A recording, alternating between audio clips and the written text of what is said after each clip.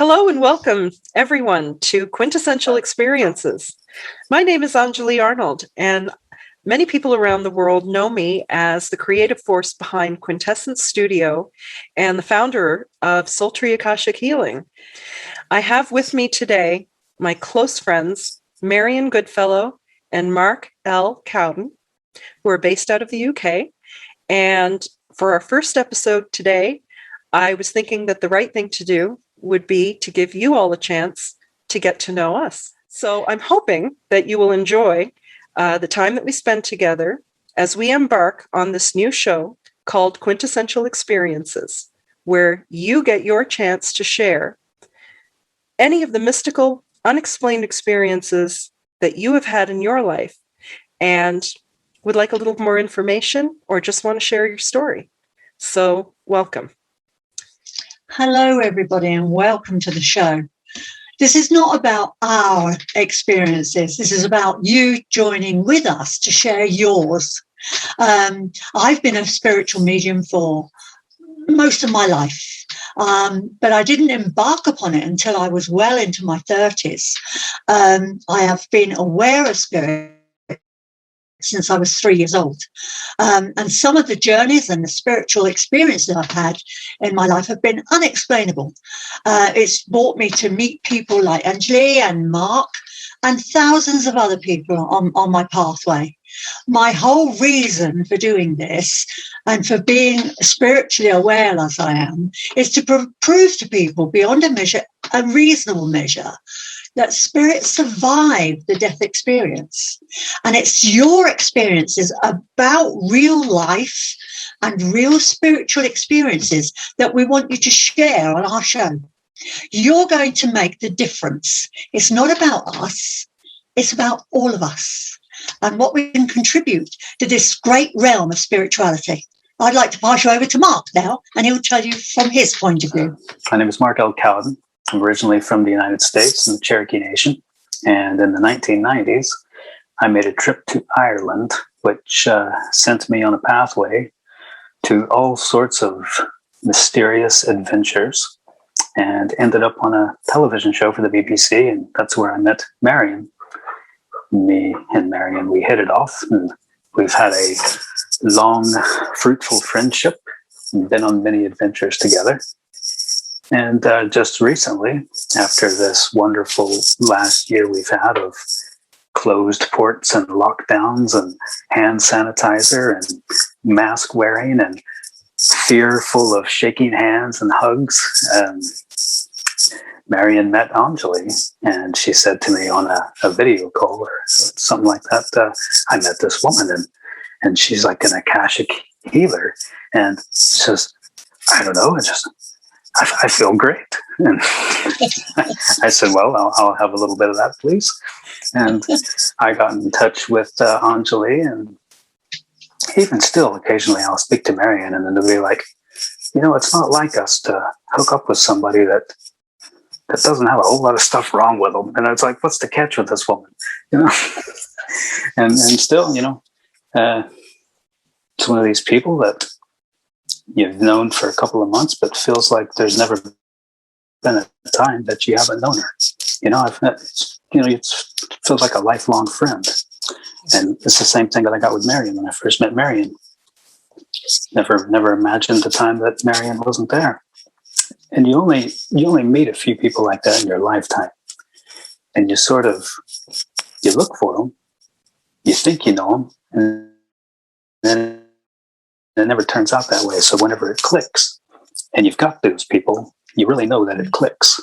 And the only thing you can do is get together and do some kind of a project, because it's sort of an energy that needs to be shared with viewers. And hopefully people watching this can find their own people that they can't imagine their life without. Exactly. I find that my whole life seems to be exactly about both what Marion, you have described, and Mark, what you have described, that we seem to be having mystical and spiritual experiences, things that we can't explain, things that we don't understand, yet they've changed us and they've been profound. And it's not until you really look back and start to put one of those incidents or two of those incidents together in your mind and start to realize there's something else going on here. And now I feel that I'm ready. I feel that I'm ready to delve a little deeper and find out more about the experience, not for the sake of the experience, but for the sake of myself. I'm ready to learn more about who I am. All of us as people have tremendous power.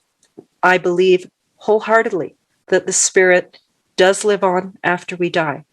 And in a larger and fuller sense, that all of our souls and spirits are interconnected, and that all of our consciousness is continuing and connected throughout eternity, throughout multi-dimensions.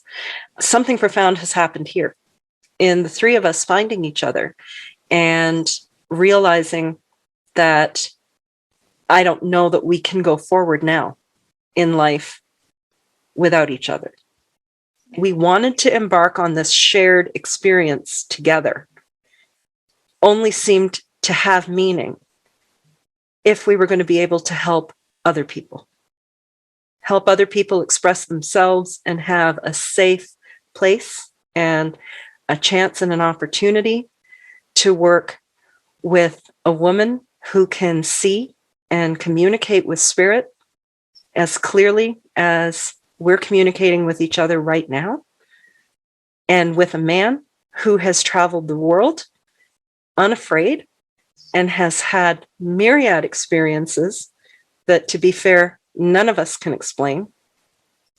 And he's ready to share everything that is of interest to you, just so that we all can hear and share in these stories and learn from each other's experiences and grow in a sense of safety, that neither of us is an island or apart on our own, just trying to muck around and make it from day to day, but that there really is something, I think, bigger going on. And what we have begun doing is filming your interviews. They are in the pipeline. They are being edited, but not too much. So the whole point here is we've got three interesting folks, all of whom bring something very different in terms of gifts to this family table that we call Quintessential Experiences. Marion brings her ability to communicate and see spirit in real time. Mark brings his intuitive abilities. He does have the ability to do remote viewing. He is clairvoyant. It's astonishing. It's absolutely astonishing what he's able to do and know, and the kinds of questions that he is able to ask end up being quite a tremendous surprise for all of our guests, and really does take every interview deeper, down a rabbit hole, but for shared clarity. As an Akashic practitioner, I do know that it is possible to communicate and receive information, not just from souls and spirits, but from our higher support system, beings in other dimensions. They're ready to communicate with us. They want to communicate with us. They are ready to help us, just as our two supervisory angels that each of us has is always there for us, just as our team of spirit guides is always there for each of us. It's up to us to ask. Anjali, I think people need to know also that we're here to help them. Yes. We came together because of a fundamental reason. We wanted to help somebody in distress. So I reached out and you answered the call. Yes. And that's what I would like to say about this show. Yes, we want your experiences. Yes, we want to discuss what's made the change in your life. But most of all, we want to help you. We want to be there for you, to explain to you perhaps some things that you don't understand, that seem just beyond belief, that we can put down, stamp and mark as normal. You know, you are a normal human being. There is nothing supernatural or extraordinary about any of us. It's just that we need to be there to help one another. And that's what I want to provide with my gifts. I want to help you as much as I possibly can. Because Mark and Marion began filming Northern Ireland's Greatest Haunts for BBC One I believe you began in 2009. Isn't that right? Thereabouts. So, yeah. Yeah. That's what IMDb says anyway. Okay. I think based on my experience, that feels about right, because my ability to watch Northern Ireland's Greatest Haunts when it aired in 2010 and 2011, we didn't have a chance to even see any of that until somebody, and God bless whoever they were, uploaded the episodes onto YouTube. So if you can appreciate from my perspective, you know from your own experience how much YouTube has just mushroomed into a very, very major and important part of all of our lives, one way or the other. So many of us are using it for teaching and learning. We're using it for entertainment. It's just really, really remarkable how much YouTube and now TikTok has become just a tremendous, tremendous vehicle for immediate transmission of sharing of important information, important developments in the world, and just pure entertainment and our shared human experience together with our pets and our loved ones.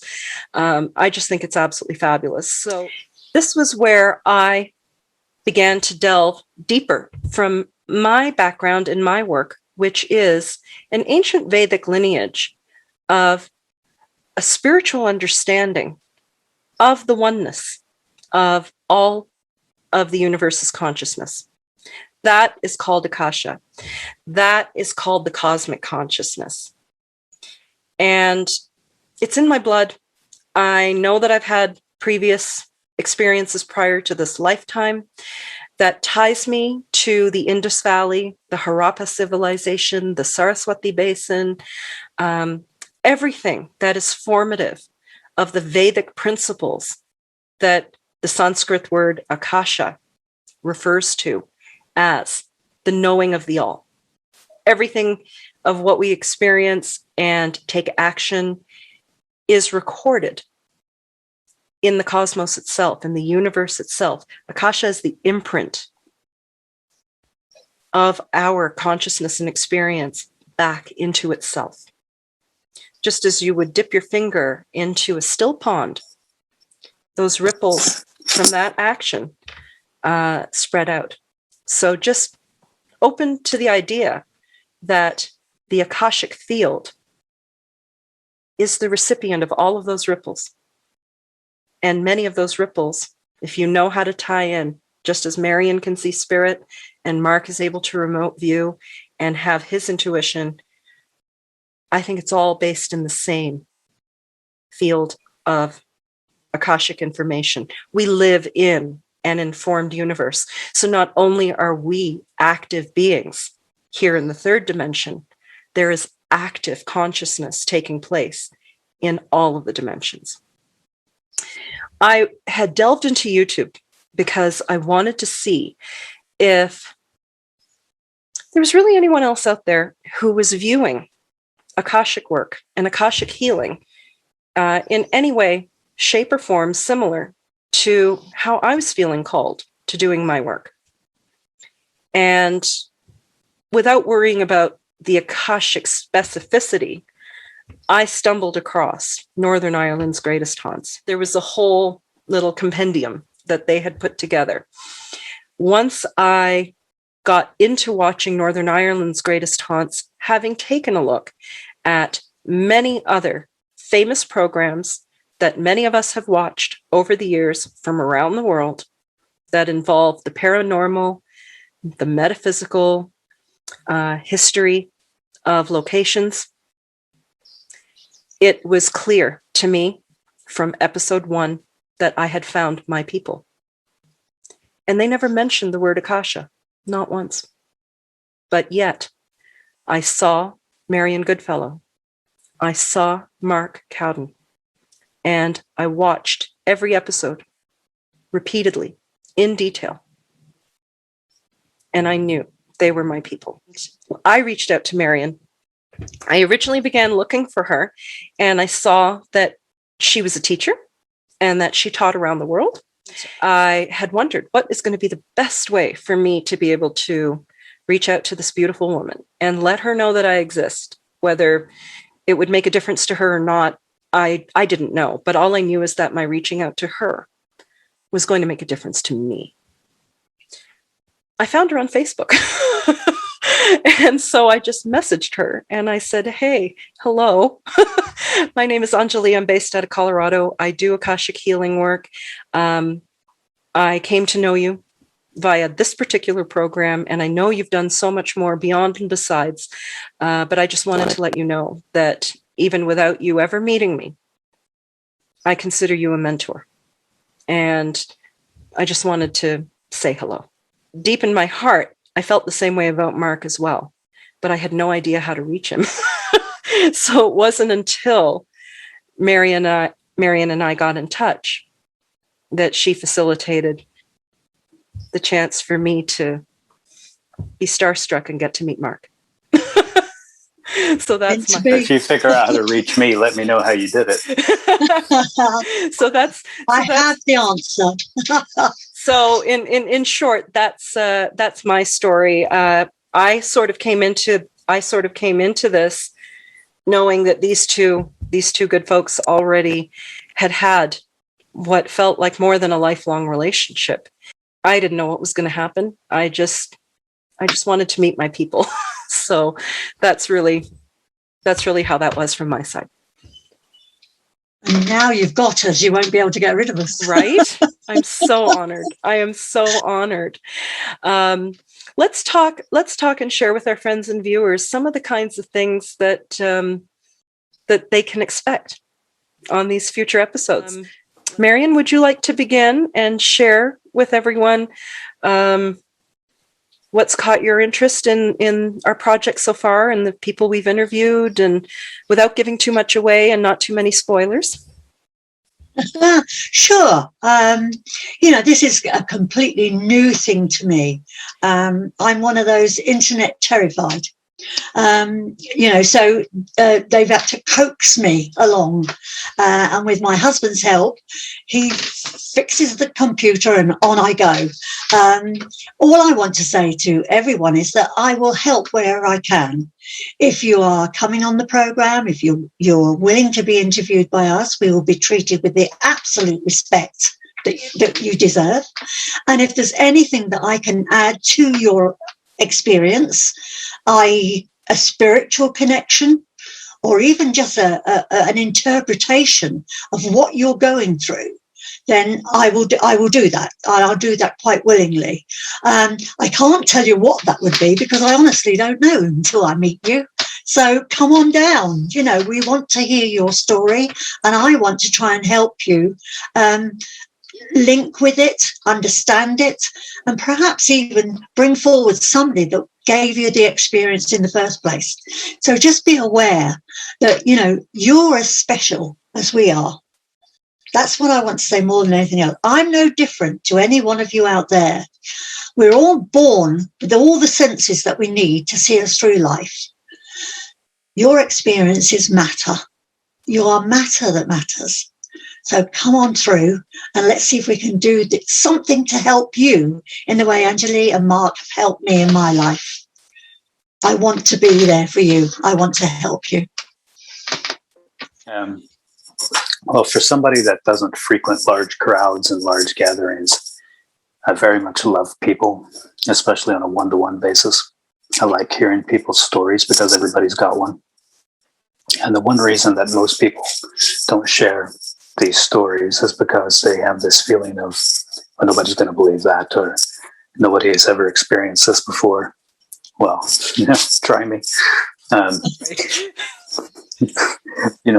And that's sort of, I'm not really here to so much help somebody as I'm just here to meet. I'm a tourist. I'm a tourist on this planet. And everything is a tourist opportunity for me. Every story I hear, every person I meet, every place I go to. And especially this last year, I haven't done a whole lot of sightseeing. So it's kind of maybe lit a bit of a fire in me. I don't get too excited about much, but there is a fire in here. And I'm a listener. I love to listen. And unlike Marion, who is an expert at what she does, sometimes I'm just as surprised as you are. If I'll hear a song, I'll see a place that you've been before, I'll share an experience that you've had, and at the end of it, I'll be as surprised as you are that I've seen or heard what I have. Even some of the smallest things that you wouldn't even think is a big deal is a great story. And people want to hear it. People want to share your stories. There's a lot of people sitting on sofas around the world contemplating the existence of life and contemplating where we go and where we've been. And there's a lot of people that are sitting on the fence that could have maybe had an experience exactly like you.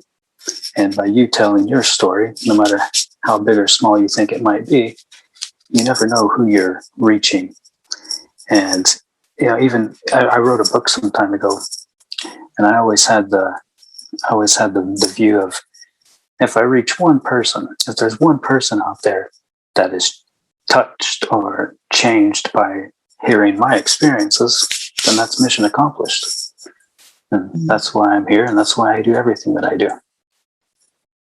So far in the creation of this whirlwind kind of project that we felt was really timely right now, with the fact that, as Mark had described, we've all been stuck in lockdowns. There's been limitations in travel and freedom. Many people have lost loved ones, and not just to illnesses, disease, and permanently for this earthly life, but a lot of us have just lost our regular contact and our regular social. And I think I had the feeling that hope was dwindling. I felt that something like this, something like Quintessential Experiences, could serve to reignite that fire, like what Mark felt inside, what I feel inside, what Marion feels inside. Maybe that fire could be reignited in you, that you could get excited about your life again, that you could get excited about all the things that you still don't know and are ready to embrace wonder and curiosity. Because when cynicism takes over, it almost seems like it's mutually exclusive to wonder and curiosity. So it is my sincerest hope, as someone who lives a spiritual life all day, every day, that there could be an aspect of you that could reconnect, that could feel reignited, that could feel inspired by our other friends and viewers who have decided to come on the show and share their stories, to show that this whole experience that we're trying to create, unlike other TV programs and other shows that you've seen, this is a show for you, about you. The viewers are the stars of the show, and we really want to feature you. We really, really want to feature you. You're going to get to hear some stories directly from us. I'll have my stories that I'm going to be willing to share from my own experiences, from Akashic case studies, from metadata and research files and case studies that have been taking place all around the world. This is my passion. I'm interested in consciousness and how it's continuing and connected. There is so much modern neuroscience information that is out there and in our consciousness studies throughout the world, not just in psychical research, but in real universities correlated to neuroscience and fMRI. The absolute accident that we have come together is one of the most remarkable things I think I can think of. Mark and I, as you know, made a connection together. We seem to be on the same wavelength long before anybody else. We just connected. But it was the way you were brought into the sphere that's made it all the more magical, if you like. I can't even, you see, it's not the big things. It's not the flashing lights and the hearing of the voices and things like that, and all the things that go bump in the night.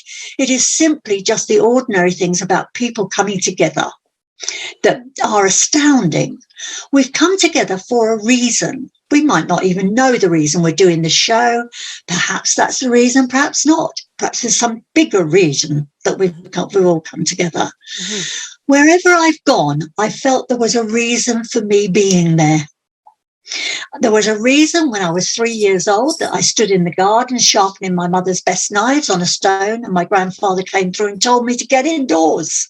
Go away. Get to your mother. You know, you're not supposed to be doing that. Don't bear in mind, your grandfather had been dead for a good amount of time. I was just going to say. I just heard today, actually, from my sister, because I'm actually staying with my sister, and she said to me, "Oh, grandfather was lovely. He died of TB, and we weren't allowed to see him." Oh, I see. Really strangely enough, when my grandfather comes through to me, I always see him through a window. And apparently he was in a sanatorium, like a quarantine. And the only way he could wave to the older girls was through the window of the sanatorium. And so when I see him, he's always behind a window. He stood before me, and I really thought he was my father. I thought, that's my dad. I'm in trouble. He looked the image of my father, right? But he had a pair of long johns on.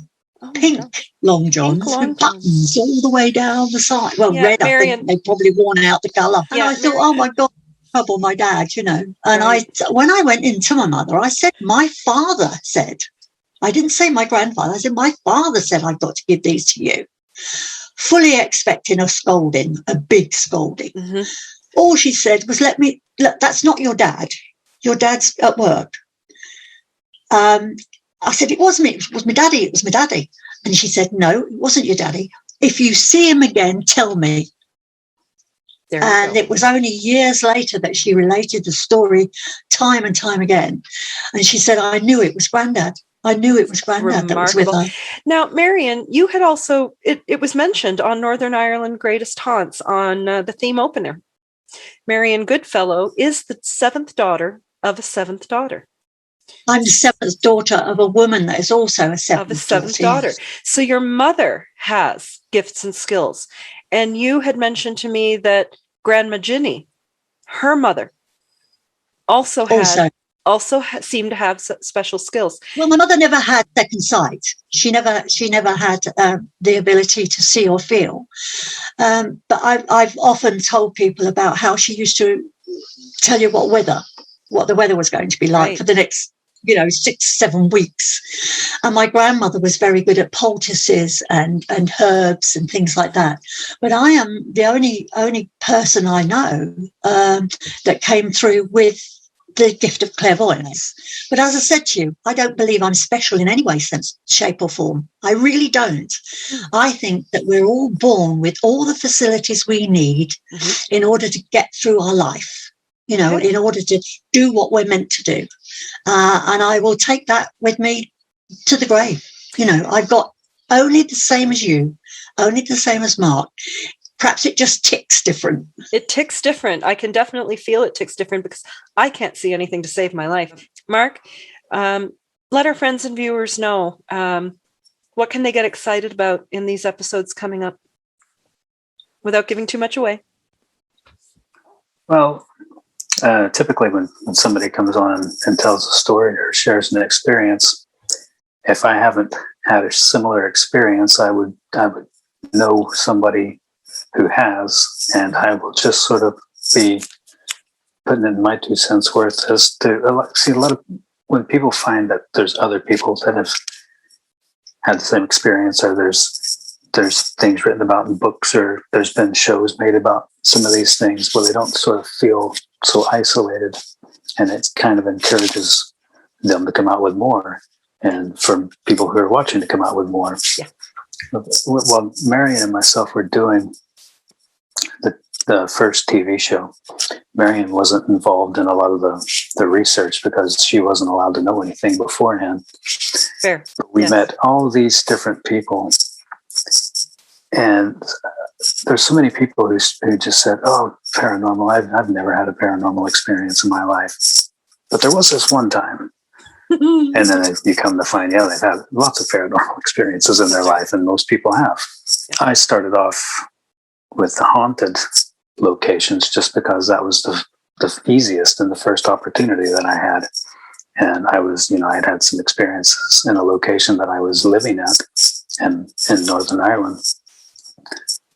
And I was interested in it because I started, a lot of this was involved in electronic equipment.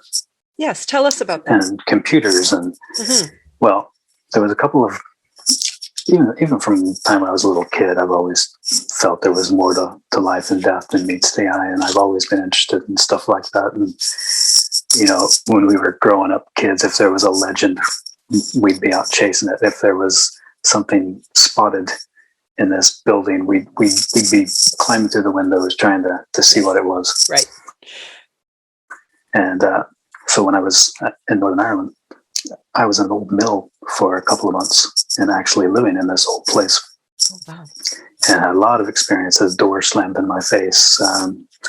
You would get up in the morning and there'd be messages left on computers and things like that. So I just developed this great interest and got on the internet and started looking for like-minded individuals and hooked up with this. Found a lot of paranormal research teams. Sure. But there was one that particularly stood out that sort of seemed the most level-headed. So I hooked up with those guys and they were working on this television deal. And next thing, it's like this whole sequence of events that you don't really see until you're at the end of it looking back, and you just think it couldn't be coincidence. Even ending up in Northern Ireland, ended up living in that place, having those experiences, hooking up with these guys who were in line for this BBC show, doing 2 seasons of this show. You couldn't write this stuff. You couldn't script it if you tried. Meeting Marion, embarking on over a decade's worth of adventures with Marion, and now ending up here with you guys. You could have used the greatest clairvoyance gift known to man, and you couldn't have foreseen the way things would work out.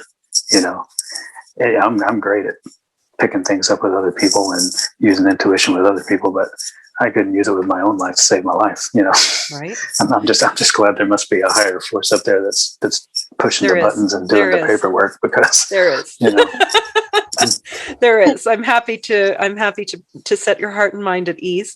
All of these experiences are, if you choose to make the meaning, all of these experiences do line up.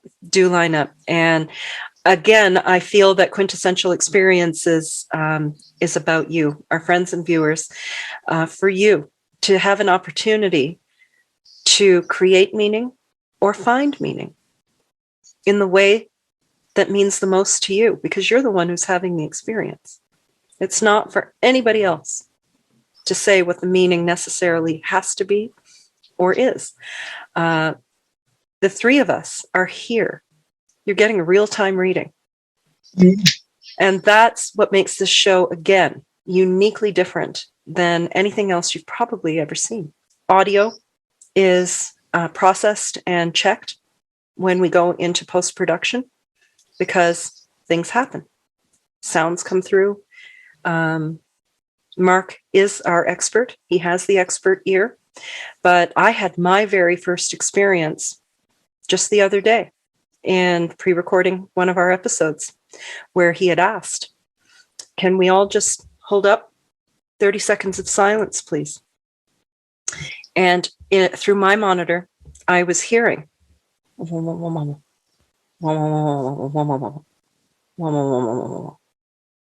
I couldn't process what was being said, but he's the guy with the ear, and he's also the guy with the recording studio and audio technology to be able to do whatever he does, his magic. We just don't know what's going to turn up on any episode. Really. I just wanted to let you know that we've been asking for quite some time now for people to submit their stories and for them to share with us if their stories fit any of these following categories. And if the category that your story isn't listed, then by all means, other, fill in the blank. So we're looking at anything that could be spiritual, sacred, divine intervention, miracle, paranormal, astral, like astral traveling, anything to do with time traveling, anything to do with time slip, anything to do with a sighting that you can't explain. It could be otherworldly. It could be right here on the planet. Synchronicities, coincidences, after death, anything, pre-death, anything, near death, anything. And then we're finding out from all of you that sometimes it's one small life event, like Marion said, a small choice that took their life and vector shifted it in a way that can't possibly be ordinarily explained. Like Mark said, you didn't see it coming. You couldn't have predicted that for yourself on your best day. And nevertheless, lifelong diseases have been healed. People's lives have been changed and transformed. And you're going to get to hear all of those stories. So thank you so much for sharing your time with our first introductory episode. I hope you've had a good chance to get to know and get a good feel on who each of us is, why we are three completely unique and very different individuals, separated geographically across the planet, and yet we've had our own quintessential experience, and here we are. And here's the show.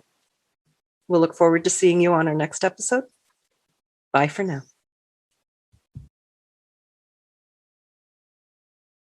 Crackling going on, and I've got a lady's voice, and she seems to be humming. It's almost as if she's humming and would have hummed anyway. It's sort, a sort of a no tune, but just a murmur almost that's coming through. But it's interfering with what I'm hearing. I couldn't hear your voice at all, so. Okay. It was just interfering. Was grandmother fond of music, please? Yeah. Because I feel that she's busying herself in the daytime just by going over old tunes and perhaps melodies in her mind, and she's sort of I'm going goosey from the top of my head to the tips of my toes. She's all around you. You are the epitome of her. You think you're like your father, but inside you're like grandmother. And your mother would have told you are like, she's saying like, she's like me. She's like me. So your soul, your heart is like your grandmother's. And that's what I'm feeling coming through. And this lovely sort of melodious humming noise is all around me as I look at you. It's absolutely amazing. Just wants you to know that she's so very proud of you. You've come through an awful lot of difficulties. You're not talking about your difficulties at all. You're just reminiscing about them that you love and that are close to you. But she's saying she is so proud of all the difficulties that you have come through. You are a very brave girl, Jodie, and she wants you to know how much she loves you. And I'm upset. Can you tell us your grandmother's name? Her name was Esther Tom. Esther. Thom. Esther Tom. She was a pianist and a vocalist. Yeah. And had full-blown Alzheimer's, but could sit at a piano when she could not have a conversation with you. Absolutely. An answer as to like why I am. So it didn't change the way I do my life, but it was the first thing I ever heard that made sense. What did you learn?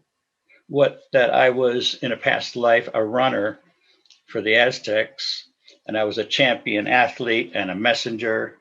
And in that lifetime, though, I was never taught to read and write. And so, because in a lot of societies, only certain classes were taught to read and write, but my job was to be an athlete in that one.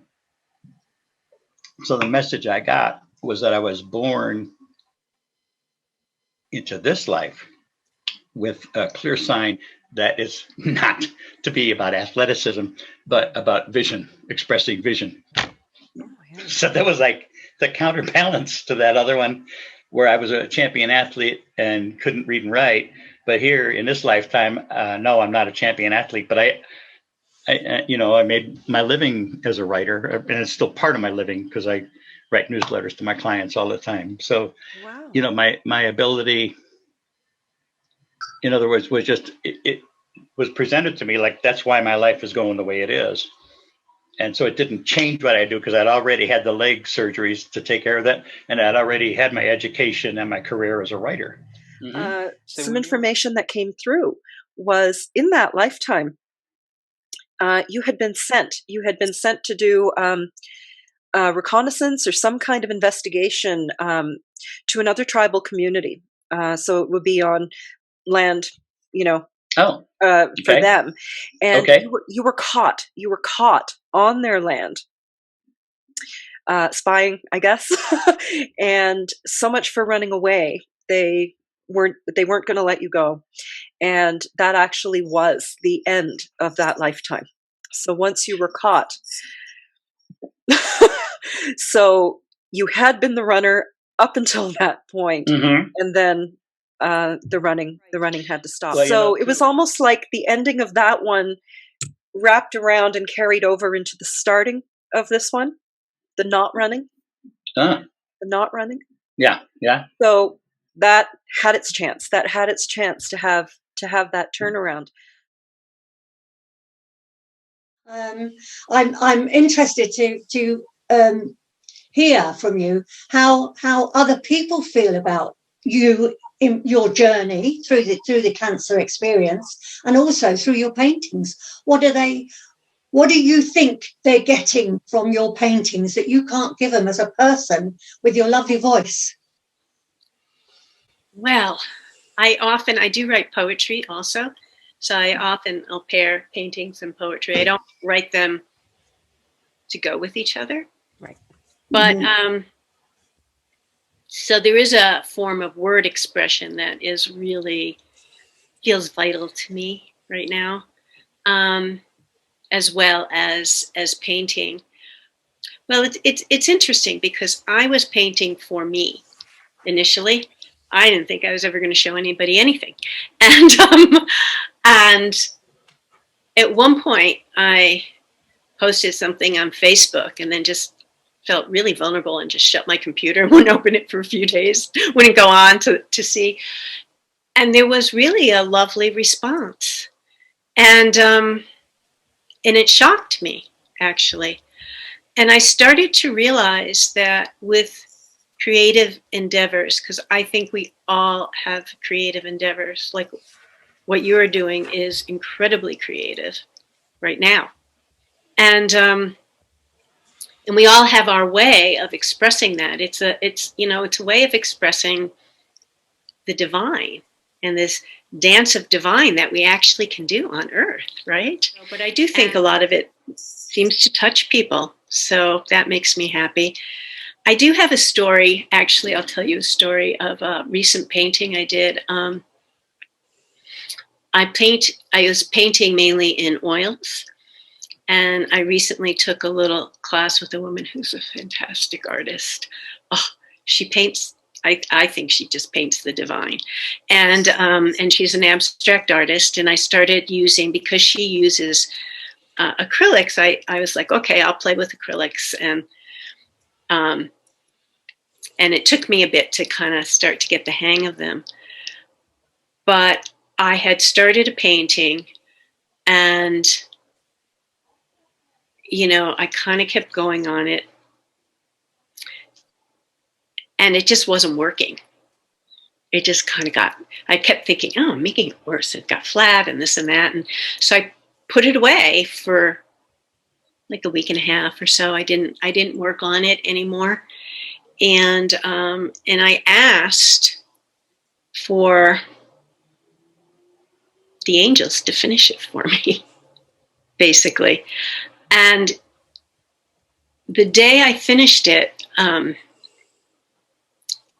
there was a horrible tragedy where I used to live, and there was a mass shooting.